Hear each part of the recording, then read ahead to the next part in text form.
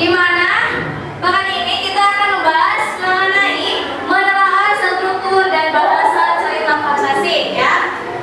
Sebelumnya kalian apakah sudah mengetahui pembahasan ini? Belum ya? Maka kita akan membahas lebih dalam lagi. Nah, di sini ada menelaah struktur dan bahasa cerita fantasi. Dapat dilihat dan dibaca. Dan cerita fantasi adalah suatu konsep cerita fiksi yang dimana di dalam ceritanya mengandung suatu unsur imajinatif dari sang penulis. Apa katanya? Teks cerita fantasi adalah suatu konsep cerita fiksi yang dimana di dalam ceritanya mengandung suatu unsur imajinatif dari sang penulis. Ya, mengandung unsur imajinatif dari sang penulis. Jadi sang penulis itu penuh dengan imajinasi sehingga ia menciptakan sebuah karya tulis. Di sini terdapat struktur teks cerita fantasi. Jadi struktur teks cerita fantasi itu terbagi menjadi tiga. Ada tiga, ada apa saja? Orientasi, komplikasi, dan resolusi. Ada orientasi, komplikasi, resolusi, di mana ketiganya mempunyai pengertian masing-masing. Ya. Pengertian dari orientasi apa? Bagian awal yang berisi pengalaman tokoh dalam cerita. Nah, di bagian orientasi ini, di sini ada bagian awal yang berisi pengenalan tokoh dan latar cerita. Jadi dalam sebuah cerita itu